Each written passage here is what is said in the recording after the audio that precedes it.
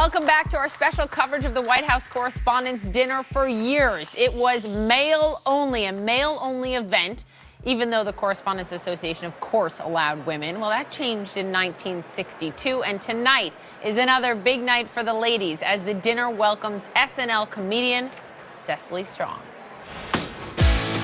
No pressure standing alongside the leader of the free world. How do you like my new entrance music?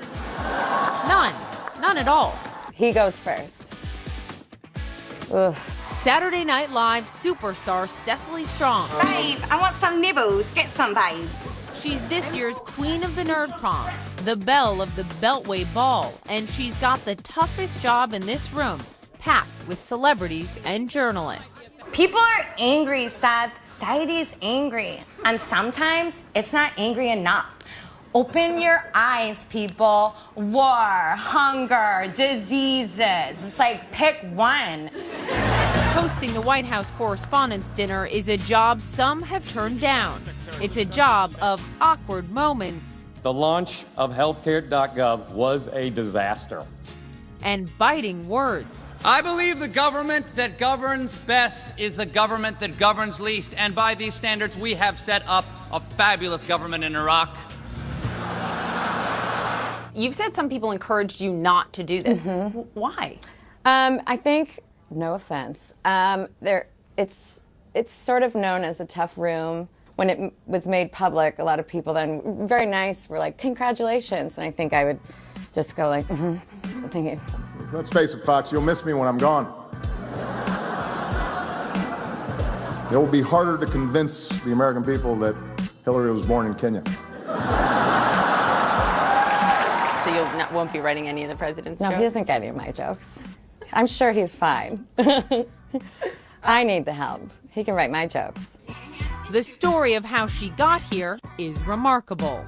Do you pinch yourself? Oh, constantly. SNL especially was such a dream job.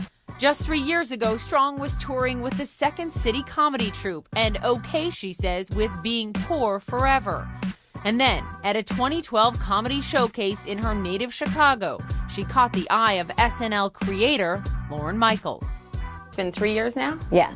What was the moment like when it actually sunk in? I think it's still sinking in. You know, I think at the 40th, that was another moment for all of us, you know, on the current cast. We were all crying and kind of holding each other at good nights, just like, I can't believe, you know, if I look to my left or look to my right now, there's just these true heroes and legends, and to get to be on a stage with them is still just super overwhelming.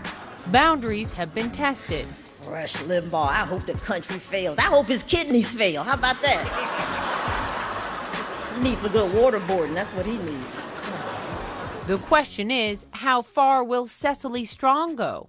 You know, I don't think I've ever been known as a real envelope pusher, necessarily jokes-wise. I would hope not to hurt. I don't want to be mean. You know, I'd rather be funny, and of course, I'll have like a couple pointed remarks, but hopefully it's all funny.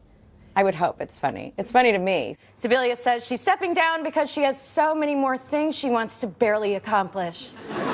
Given the state of Washington these days, all right, what's fair game? I mean, I think there's a lot going on that's a little bit silly. Name one. Oh gosh. Well, I think, you know, right now we've got the presidential election coming up. So that's an easy, you know, there's a lot of people that are really fun targets. Over the last 5 years, you people were so good. Over tax cuts, WMD intelligence, the effect of global warming. We Americans didn't want to know, and you had the courtesy not to try to find out. Stephen Colbert back in 2006, Yes. right? I mean, really pushed the envelope. Yes. Some people loved it, some people hated it. I loved it. You loved it. I will not be that, though, because it's just different circumstances, and I think he's incredible, and I don't know. I think everything's just different, but I was a big fan of that and thought that was incredible. You have said that you think everyone in D.C. is pretty much a drunk murderer. Right, because of House of Cards, right. Bill Clinton said it's true. He said 99% of it's true. Her former Weekend Update castmate Seth Meyers hosted the dinner in 2011 and has been helping Cecily prepare. What happened to you? When you were sworn in, you looked like the guy from the Old Spice commercials. Now you look like Louis Gossett Sr. His main bit of advice was to be able to self-edit. I think that was an important one, to use cards so that if something's not hitting with the crowd, I can kind of be like, well, those jokes aren't working. But those are the ones I like to push even harder then. That's the difference between Seth and I. She's only the 4th female comedian to take on the task in the storied event's 80-plus year history. I think, you know, what's nice is that it doesn't feel like such a big deal to me right now, because I think with having Amy and Tina doing so much, and I think it's such a great time for women in comedy right now, and because women are so strong in comedy and strong comedic voices right now, it just feels like, oh, of course there would be a woman. Like, why not? To help her prepare for the big night, we thought a pit stop to the Situation Room was in order. Can you say hello to Wolf Blitzer? No.